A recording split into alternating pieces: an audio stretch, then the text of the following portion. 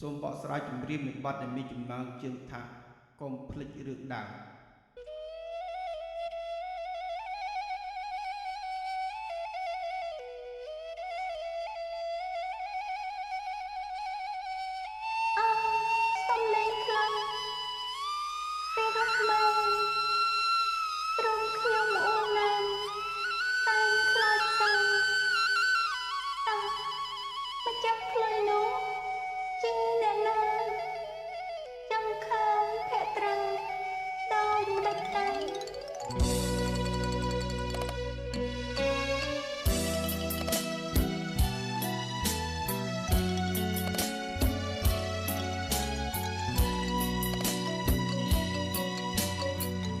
ចង់ឃើញចង់ស្គាល់បងមកដល់ហើយ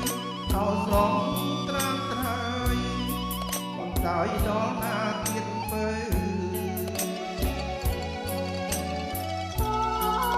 ចេញសិនកុំនៅពីងផ្លូវយើងទាំងពីរលោកមានអាស្រ័យឆ្លើយគុំទាំងរឿងដើម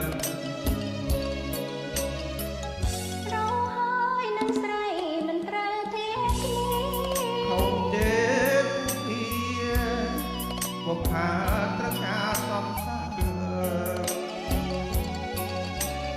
ដូចរូបបងត្រូវការស្រីឆ្នើមមានរូបអូនគឺមានដង្ហើមមានទាំងសន្សើរចៃ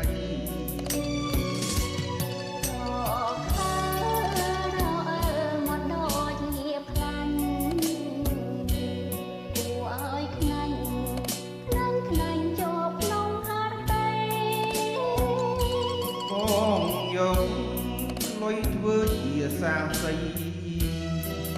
លុះត្រាទេជ័យស្មាត់ស្រីជានិច្ចមកស្មងត្រាស់ស្មងបងកុំដល់ដៃស្មាត់អូនស្អីយប់ថ្ងៃមានរេបែកកិច្ចអូនពួនមកក៏ស្រោបបន្តិចសូមក្រែងក្លិនមានចិត្តដូចវិញ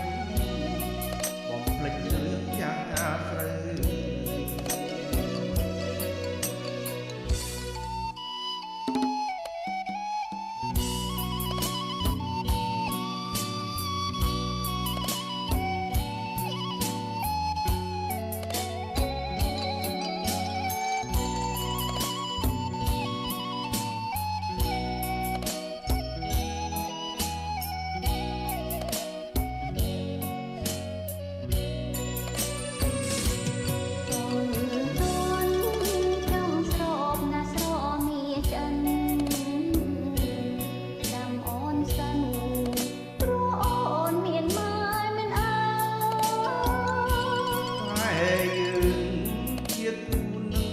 ហើយបើ